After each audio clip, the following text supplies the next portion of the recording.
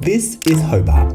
More than 500,000 Tasmanians call this beautiful place home. Hobart is renowned for its rich heritage, world-class culture and jaw-dropping landscapes. But underneath the surface, there's a problem brewing. It's currently the most expensive place in Australia to rent a house. Often referred to as the Airbnb effect, many believe that the rapid increase of short-stay accommodation is having a detrimental impact on local housing markets.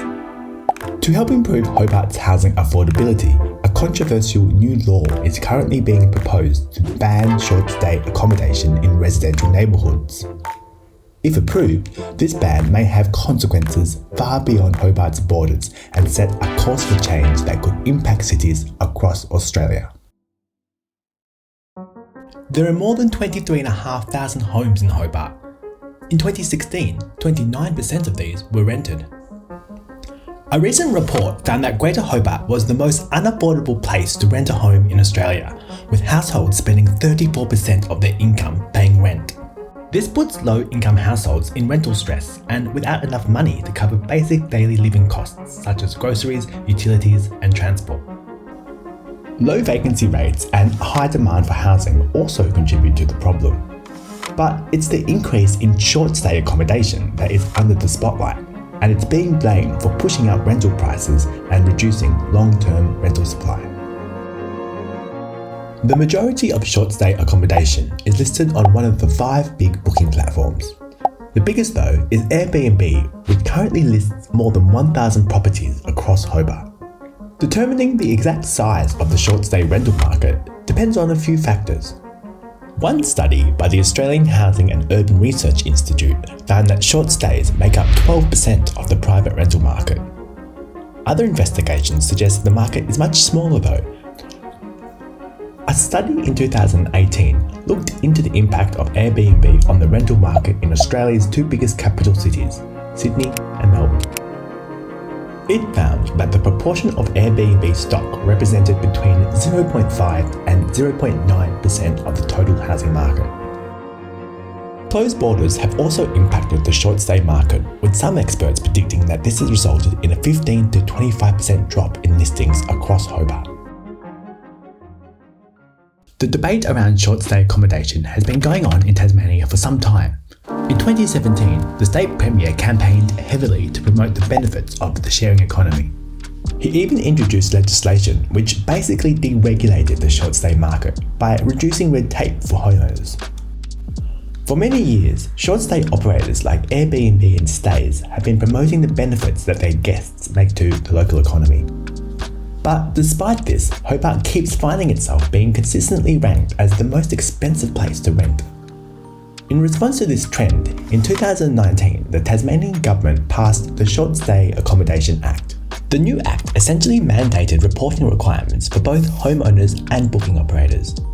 It was hoped that this would help the Tasmanian government better understand the impact of short stays.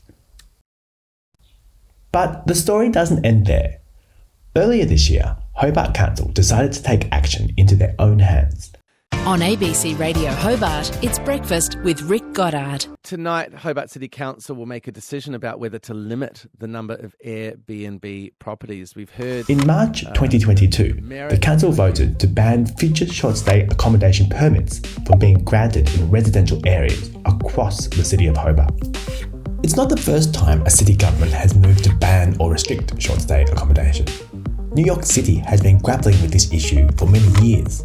Restrictions to the number of days per year a property can be rented out apply in cities like London, Paris and San Francisco, whereas cities like Berlin and Barcelona have taken a similar approach to Hobart by restricting new permits from being granted. Let's have a closer look at Hobart's residential areas where the proposed ban will apply. If we overlay the existing Airbnb listings, you'll see there are clusters where there are high concentrations. Since 2019, Council issued 481 permits for short stays. The majority of permits issued were for houses located in Hobart's central business district and the desirable suburbs of Battery Point and Sandy Bay. Now, this makes sense because when people travel, they want to stay close to central areas with good connectivity and high levels of amenity. But as well as being centrally located, Sandy Bay and Battery Point have amongst the highest median house prices in the state. So even if more rental supply did become available in these areas, it wouldn't exactly be affordable for everyone. There's also another underlying issue here. Supporters of the ban characterise the impact of short stays as being detrimental to the residential and community character of their neighbourhood. Submissions to the first wave of 2019 legislation expressed concern that the conversion of homes to short-stay accommodation impacted the residential character of neighbourhoods. If we look at the data, it suggests that the majority of building works are occurring here and here, not in the established inner residential areas. In fact, of the 203 building approvals granted in 2021, only 5 were for the inner residential areas. It's totally understandable why this has become such an important issue for the people of Hobart and Tasmania. Yet it's hard not to see that this proposed ban only has one motive. The housing market is highly complex and there are many factors that influence its affordability. As we've seen, data doesn't tell the whole story, and measuring the real impact of short-stay accommodation must be considered from many different angles. It's all about balance. But as city planners and policymakers well know, balance can't be achieved by pulling down the lever hard in just one area of policy. This always ends up having unintended consequences. So what happens next? The proposal is currently before the Tasmanian Planning Commission, and if you want to have your say, there are links below to find out more. You'll also find information on some of the key studies cited in this video. If you've enjoyed this video and would love to hear more, please leave me a comment below and don't forget to subscribe.